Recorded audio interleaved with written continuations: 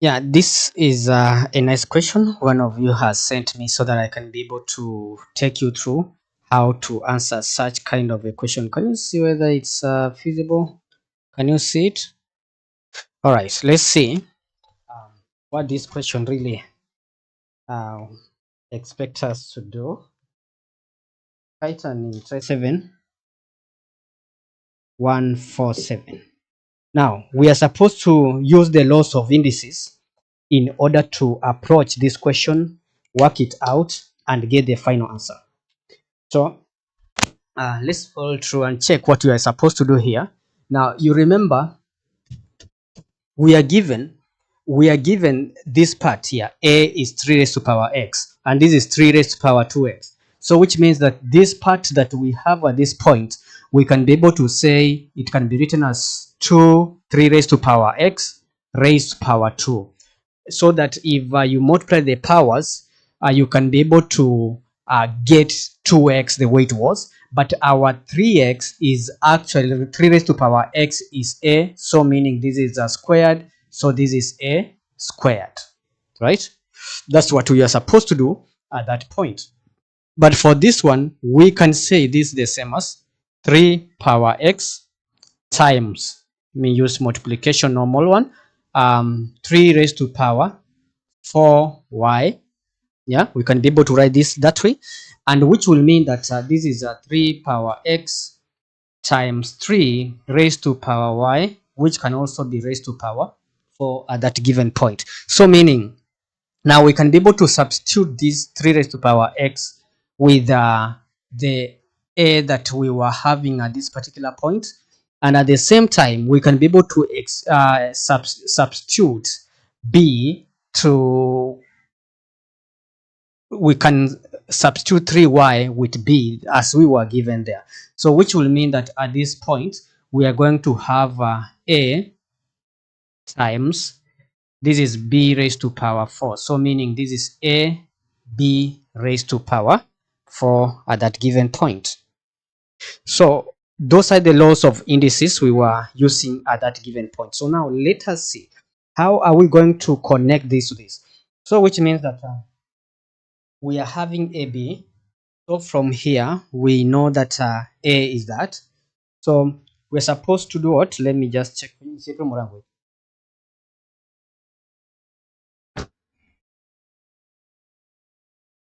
Work out the value of x and y. We are supposed to work out the values of x and y. So that was the main question. Work out the values of x and y. Now,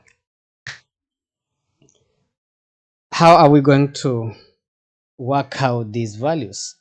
Now, something that we need to put into consideration here is that just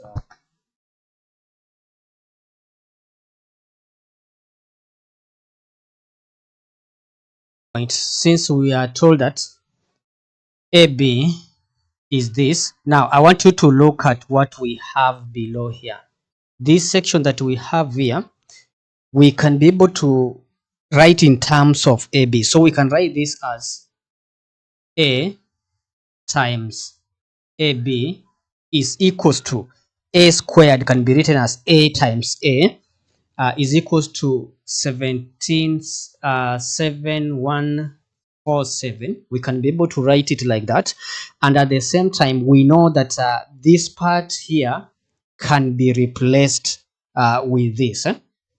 Okay, so which will mean that here we are going to have 2187a. 2187a is equals to 177147. Now, at this given point, we have all the rights reserved to us to divide by 2187 here, 2187 at that given point. So you can see that here we are going to cancel this guy, and this guy will commit suicide, and then we're going to have our A, which is going to be equivalent to what? If we use our calculator at that given point, we are having 177147 divide by 28, not 28 but 2187. So if we put that in our calculator, we are getting 81. So this is 81. So which means that our A is actually going to be 81. Now, once we have gotten the value of A as 81, we can now go ahead back to this section that we have here. Our A is 81, so therefore B is going to be what? B is going to be 2187 divided by 81.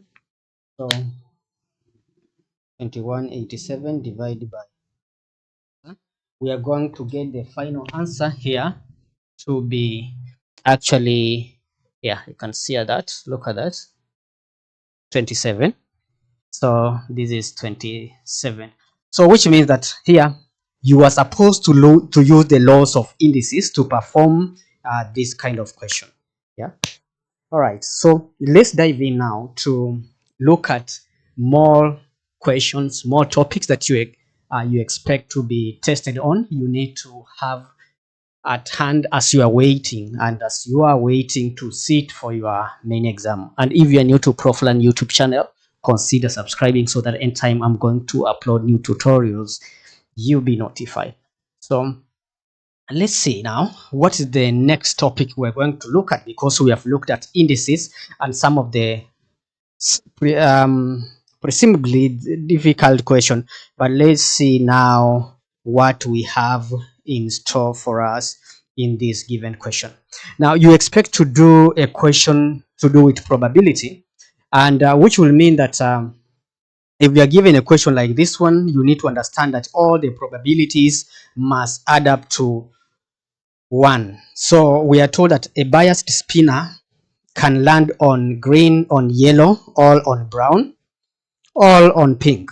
The table gives the probability that when the spinner is spun, it will land on green, yellow, and brown respectively. As we shown here, we are told the probability for green is 0.32, probability for yellow is 0.13, probability for brown is 0.28. Now, for pink, what's the probability? So something that we have to put into consideration whenever we are trying to work out this question is that all the probabilities must add up to 1. So meaning that if we can let the probability for pink to be x, so we can say this is 0. Yeah, we can be able to say that this is actually 0.32 plus the next probability here that I have is actually 0.13, which I'm going to add to 0.28, then plus x. This must be equal to 1. So meaning that the sum of all probabilities is equal to 1.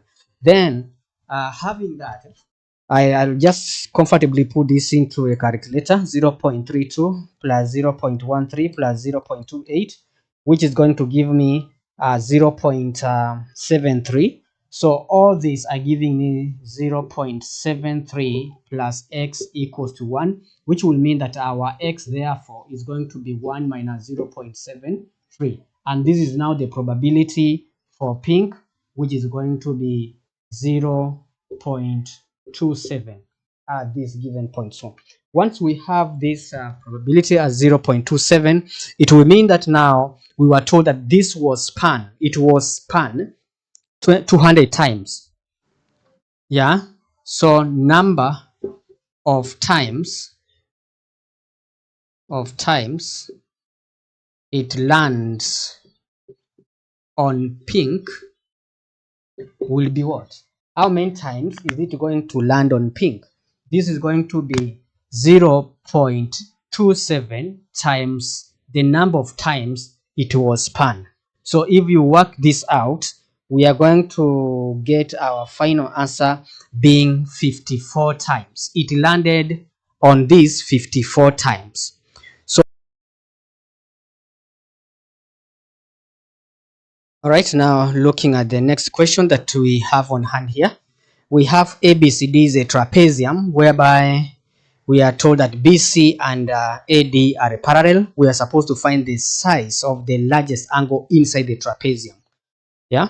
So if I can quickly try to redraw that figure the way it is, so that we can be able to get a picture of what we are supposed to do. I believe that is how this diagram is. Then I'm going to a little bit extend this and a little bit extend this on this side. Yeah, and I extend that. But we are told that this part and this part is parallel, right? So which we mean this is our ABCD. So we have A, B, C, D at that given point. So if you are told that this is 4x minus 27 and this is actually 3x plus 46, then I'll comfortably tell you that this angle here is going to be equal to this angle down there. So meaning this angle at the top here is going to be 4x minus 27. So in order to work out this, we are going to say now, because this is going to form a straight line here, we are going to say 4x minus 27 plus 3x plus 46 is going to be equal to 180. Now, having formed such an equation, we can be able to say 4x plus 3x. This is going to give us 7x, and this is minus 27 plus 46. This is going to translate to, yeah, we don't want to make any mistake here. This is 46. Now, the next thing is 46 minus 27. 46 minus 27. This is 46 minus 27 gives us 19. So this is going to be 19 equals to 180 degrees. So if we take that, it will be 7x equals to 180 minus 19, and that 7x is going to be equivalent to what? If you work it out, this is going to be 1 here, 7, 1, minus answer.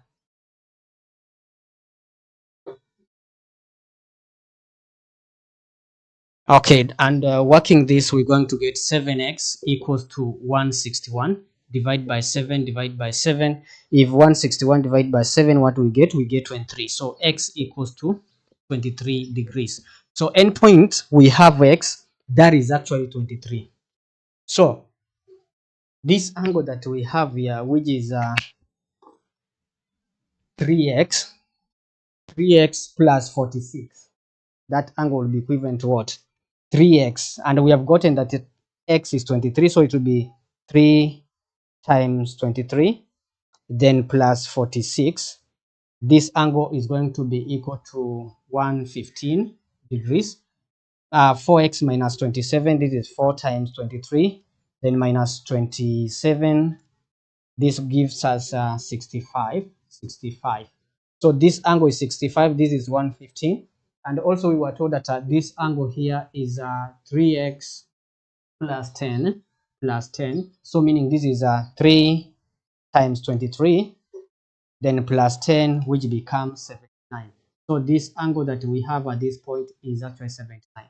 So the question was asking us to find the largest angle inside the trapezium, meaning that the largest angle, now we can say largest angle is going to be equal to 115 degrees as our final answer in that case.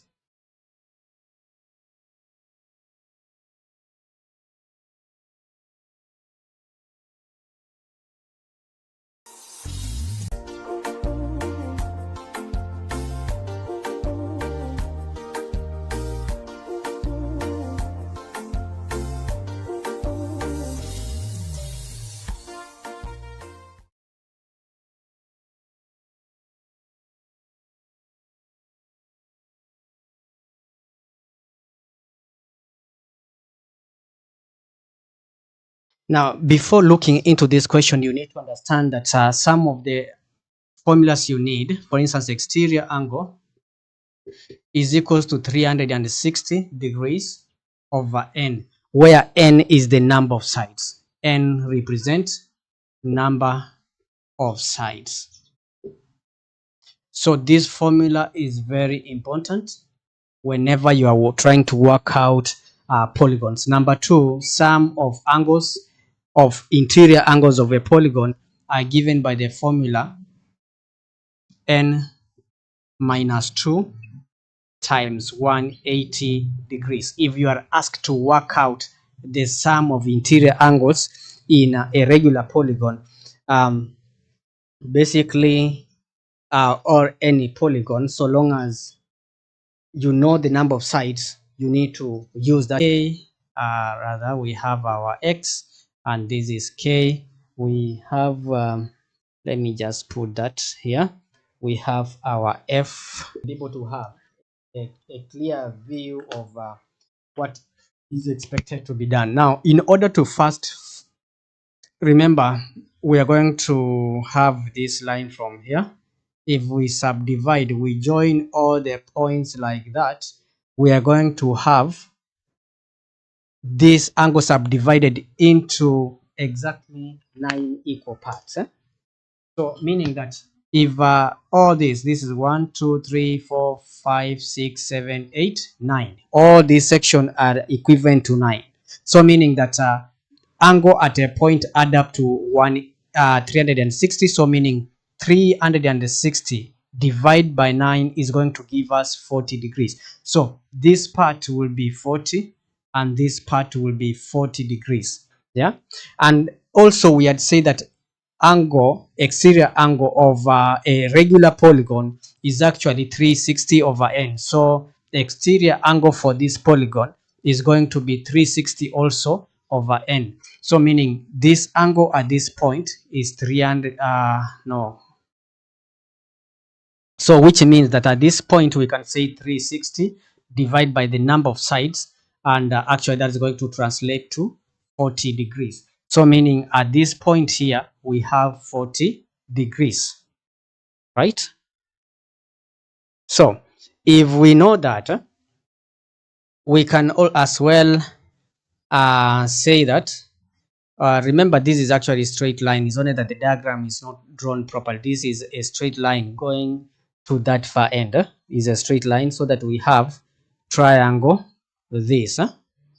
So if we know this value, let's check what this value is. So let me just say that. Now, how are we going to find this angle here? I want us to find this angle.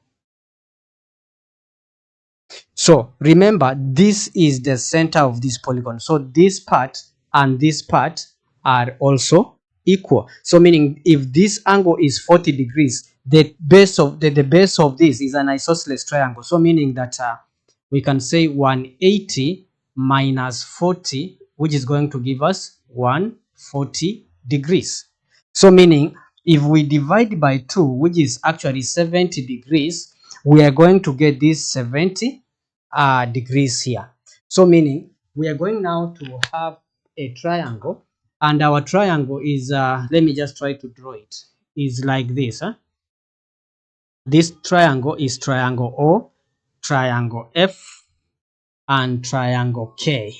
OFK is a triangle that we are going to use now.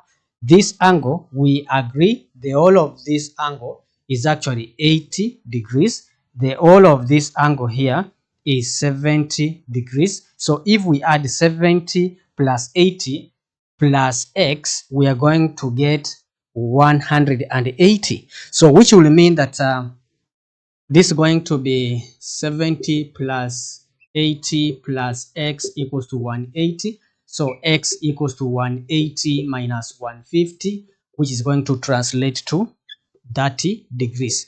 The angle here, this angle x, is actually 30 degrees. So basically that's what you are supposed to do in order to work out that question. And once again, the question that you are trying to work out is this question: whereby you're supposed to work out the value of x.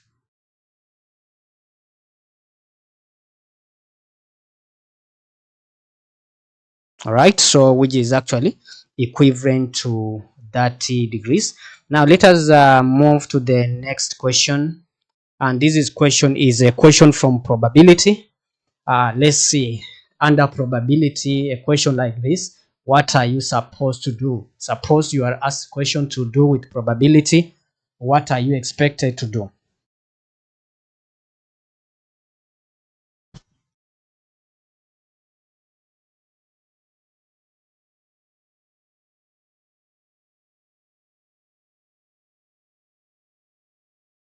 Okay, there are 12 counters in a bag. 3 of the counters are red, 9 of the counters are green. Amaya, Jack, and Ella each takes at random 1 counter from the bag. Work out the probability that at least 1 red counter is still on the bag, inside the bag, still inside the bag. So first, I want us to work out probability that these people picks a red, a red, a red, meaning by the end of Ameya, Jack, and Ella picking, there is no what? We are not going to have any red.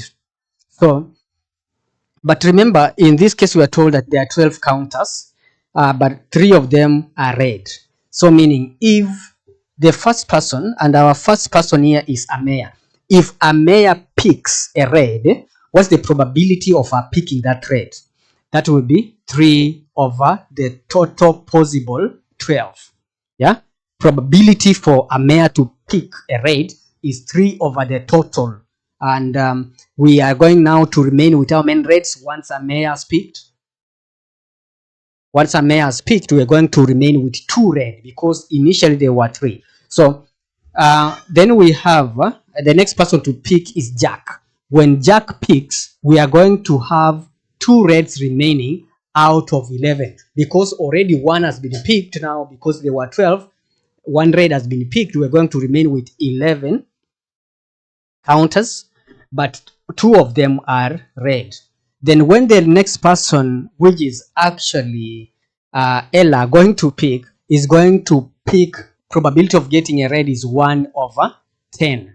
Now, working out this, you realize that we are going, this is the probability of all the reds being picked from the bag. Then now let's try to multiply here and get to see what does this give us. This is 3 over 12 times 2 over 11 times 1 over 10. If I work this out, I'm getting 1 over 222, rather 1 over 220. Working out this, we get 1 over 220. Now, that's the probability of all the reds being picked. Now, probability there is at least a red, at least 1 red, at least 1 red. This is going to be what? Because this represents the probability that there is no red, it means for us to get this, it's going to be 1 minus 1 over 220. That's what we are going to do. Let me try to move this a little bit. Now, to get this, we are going to say, because this represents the probability that all the reds have been picked, then the probability that there is at least 1 red is going to be equal to 1 over 220.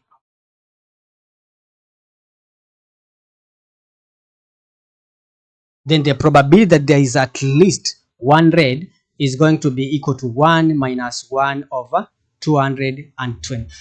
So this is going to be 1 over what? Just we are subtracting here 1. Let me write probably. Let me write don't disturb board. on this table. This is going to be equal to 1 minus 1 over 220. If I work out this, let me just try to subtract. I'm getting, actually, this is the answer I'm getting. I'm getting 219 over 220. 219 over 220 as the probability that there is at least one red. Remember, we worked out the probability there is no red remaining, then 1 minus that, we get 219 over 220. That's what you're supposed to do in order to earn the whooping 3 marks for this particular question. So we need to move to another question, right? So let's see the next question quickly. This is a question that is coming from, let's see, guess which question is it? Which topic is this? All right, let's see. This is a question that is coming from geometry.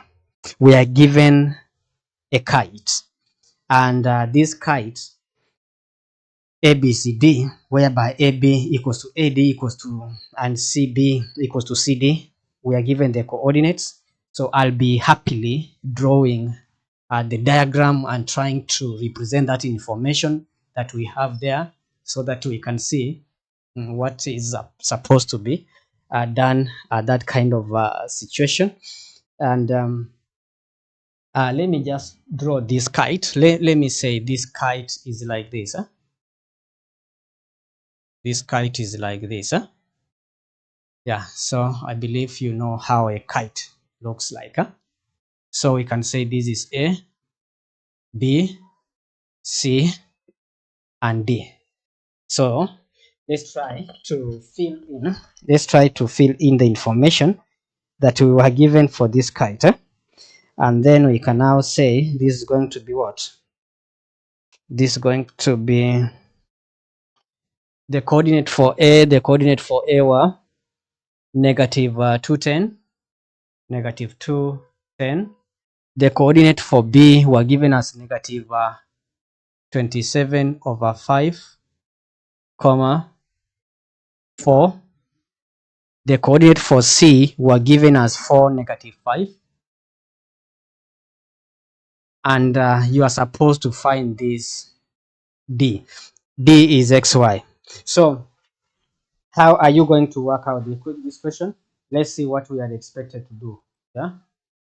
Yeah, so let's see. Just move this a little bit so that we can have enough space in order to work out this.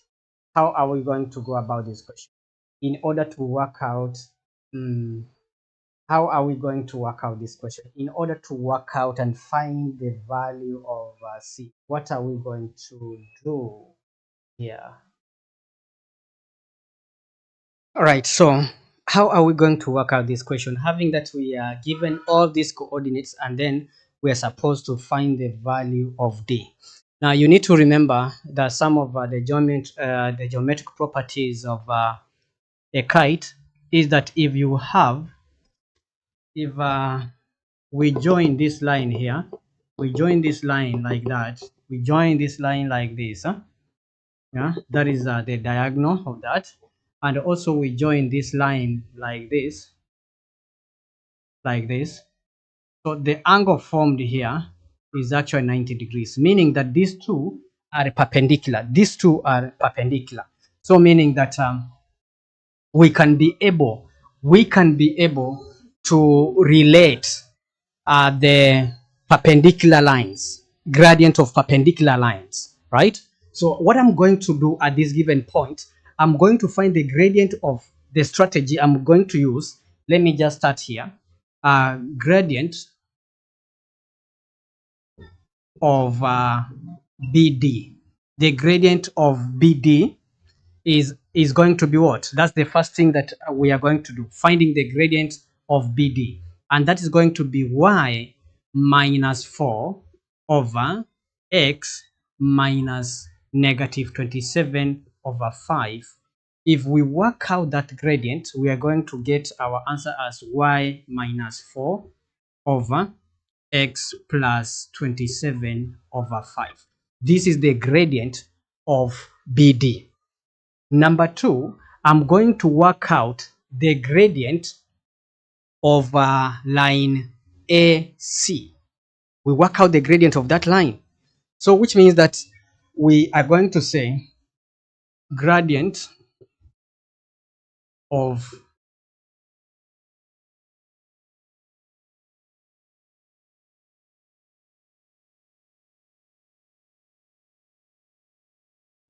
line AC. The gradient of that line is going to be what? That is going to be, let me say this is 10 minus negative 5 over negative 2 minus 4. Because gradient is change y1, we can say gradient is y2 minus y1 over x2 minus x1. So this one, if we work it out, we're going to get this is actually 15 over negative 6, which is going to translate to what? This is going to translate to, it's going to translate to 3 is going to go here 5 times and is going to go here 2 times. So this is negative 5 over 2. So how is this going to help us? We can be able to say that therefore that the gradient that we have here times this gradient is going to give us negative 1, because the gradient of this line and the gradient of this line, since there is a gradient of two perpendicular lines, is going to be negative 1. So we can say now this gradient times this gradient, we are going to get negative 1. Now out of doing that, we are going to have an equation which is going to be in terms of x and y. Therefore, we are going to say this is going to be y minus 4 over x plus 27 over 5 times. If we multiply that with negative 5 over 2, the answer is going to be negative 1 at that given point. So I can comfortably multiply this on the other sides. I multiply the denominators on the other side. So we are going, okay, we can even open the bracket. This times this is going to give us minus 5 into bracket y minus 4 over 2 into bracket x plus 27 over 5 equals to negative 1. Negative and negative cancels out, negative and negative cancels out, and then we can now have the whole of this denominator here multiplied on the other side. We end up remaining with 5 into bracket y minus 4 equals to 2x plus 54 over 5. I can divide by 5 all through. Divide by 5 here, divide by 5 here. We end up having y minus 4 equals to 2 over 5x plus 54 over 25. Because if you divide this, 5 is going also to affect this term on the other side. So if you're having 54 over 5 divided by 5, that's going to be 54 over 25. So I am going to take the 4 on the other side. We have y equals to 2 over 5x plus 54 over 25 plus 4. And let's see, what is that going to give us? If you are having 54 over 25, then we add 4, that translates to 154 over 25. So the equation that we have here is 2 over 5x plus 154 over 25. So we can call this as our equation number 1. We can call this as equation number 1. Yeah, so let me just move this a little bit so that you can be able to see.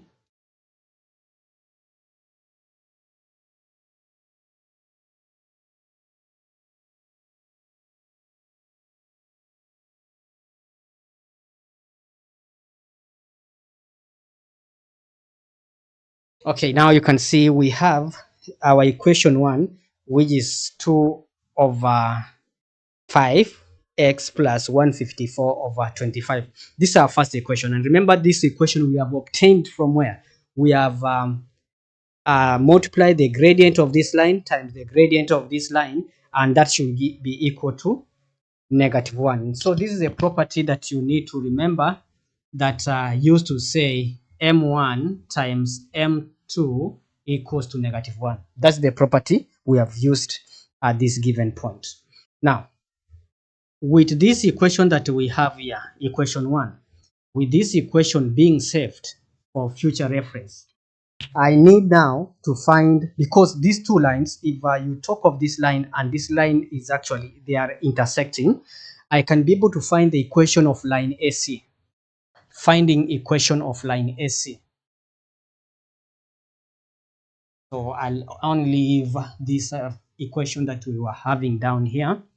This one, I will leave it out so that we can use it. We find equation number 2.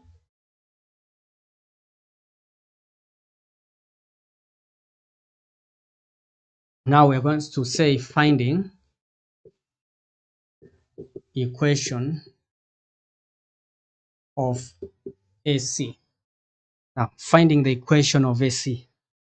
AC, we know the gradient of AC is actually, because 10 minus this is actually 5 over 2. The gradient of AC is 5 over 2. Remember, so y1, y2 minus y1 over x2 minus x1. So this is, if we say this is our x2, y2, and this is our x1, y1. So the gradient of this line is going to be 10 minus -5 over -2 minus 4, which is going to be 15 over -6, and that translates to 5 over 2 negative. So this is the gradient of this line. So since this line passes through n of this point, we can now say equation of the line is going to be y minus n of the 2 points. So this is going to be 5 over, because y minus -5 is going to give us a positive value. X minus 4 is going to be equal to the gradient 5 over 2. So that we can say this is y plus 5 equals to -5 over 2 times x minus 4. If we work this out, we are going to get our y equals to -5 over 2x, right? Then plus 20 over 2 minus 5, because if we take this on the other side, it's going to be a minus. So we end up having y equals to -5 over 2x. Then because this is 10, so then we're going to have plus 5 at that given point. So if you are new to Proflan YouTube channel, consider subscribing so that anytime I'm going to upload the full tutorial and more tutorials to come, you'll be notified. So let us just continue and try to work out this particular question and get to see what is this that we are expected, what is this that we are expected to do in order to earn all the marks. Now, once we have this equation, we are going to call now this as our equation 2. So meaning that we are going to equate this equation and this so that we can be able to find the value of x and y. So we're going to say equating equation 1 and equation 2.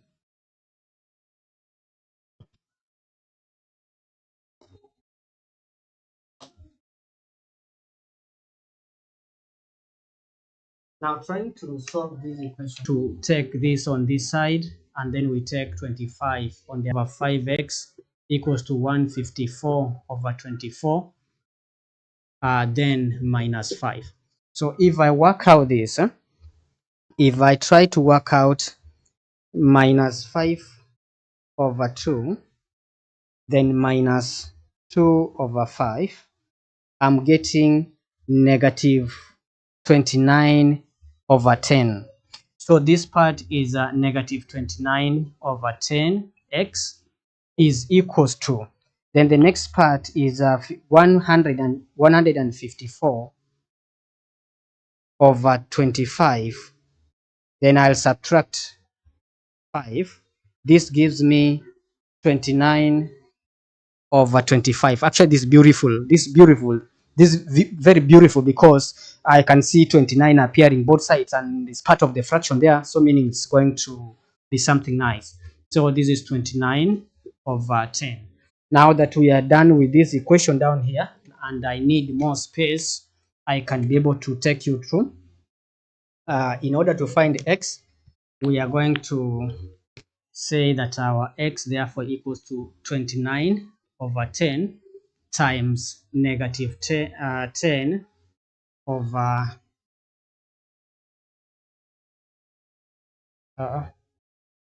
x is what?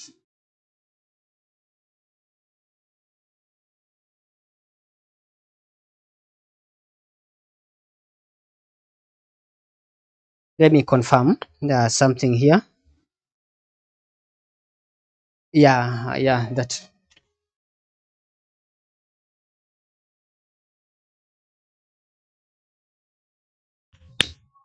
So this is 29 over 25 at that point. So in order to find the value of x, our x therefore is going to be 29 over 25 over negative 29 over 10. If we work out this, if you divide this like this, so this implies that our value of x is what? So the answer we had gotten, divided by negative 29 over 10, this gives me negative 2 over 5, negative 2 over 5. So negative 2 over 5 as the value of x. So meaning that this point that we have here for d here, x is negative 2 over 5. Now, what is the value of y? In order to work out the value of y, we can use this equation that we have, equation 2, or you could have even used equation 1 that we have gotten here. So let us find y. Our y is going to be equal to negative 5 over 2, negative 5 over 2 times x, and our x is negative 2 over 5.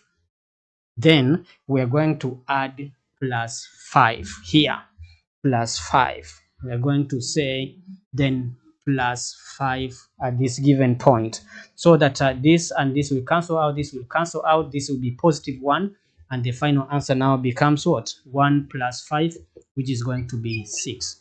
So this point here is going to be 6, negative 2 over 5, 6 as the coordinate for this particular cut.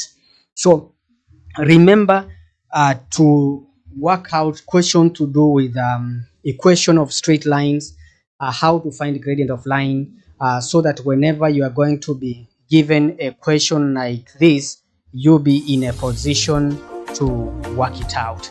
And it's time, if you are new to Prof Learn YouTube channel, consider subscribing so that anytime I'm going to upload further tutorials, you'll be notified. All right, so let's continue with the next bit of the question. We have already done this. This one we have already done it.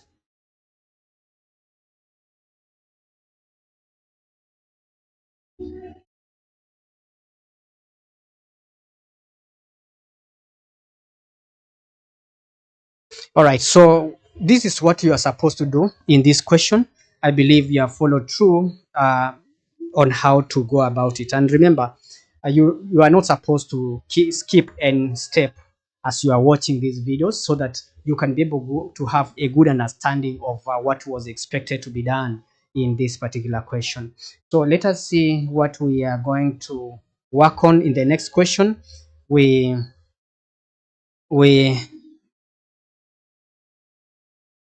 are given a question like this here, and then let me just take you back to the main question. So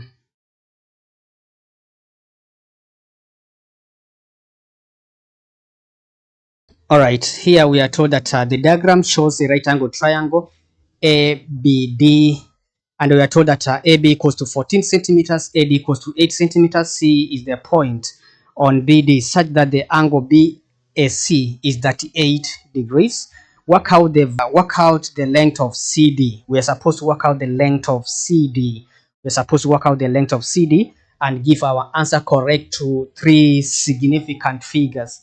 So given such kind of a question, remember to follow the instructions on the number of significant figures. You are supposed to leave your answer so that we can be able to maximize on all the marks, and those questions that you are able to score right, make sure you get all the marks. Those questions that will be a challenge, we hope for the best. So here we are told this is actually 38 degrees, and then this is labeled as A, this is labeled as D, this is labeled at C, and then we have B at this point. So I can also identify that we have 14 centimeters at this given point, and also we have 8 centimeters at this given point. So we are supposed to work out the length of CD. Now, for us to work out the length of CD, I'll be interested to know which angle is this, so that I'm going to use that to find the length of CD. Now, I'll want to remove this part of the question from here, and so that I can go ahead. So once we have this question set ready to be done here, I'll want you to understand that the concept that we are using here is a SOHCAHTOA.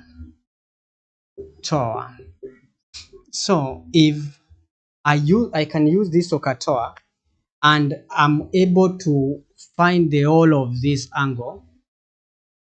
In order to find the whole of that angle, remember I have adjacent to this angle. Remember this is a right angled triangle there. So I can be able to use SOHCAHTOA in order to find the whole of this angle, right? So I'll say I have adjacent to the angle, and also I have hypotenuse. I can be able to use cosine, right? So I'll say cos of that angle is actually adjacent of hypotenuse. So that is the formula I'm going to use in order to work out this. Then now I'll say, therefore, for me to find theta, I'm going to find the cos inverse of 8/14. If I work out that, I'll have to use my calculator and say shift cos 8/14, and if I work out this, I'm getting this value 55.15, which is 51 point, rather I'm getting 55.15, which is equivalent to 55.2 degrees. So this angle is 55.2 degrees at that point. So which means that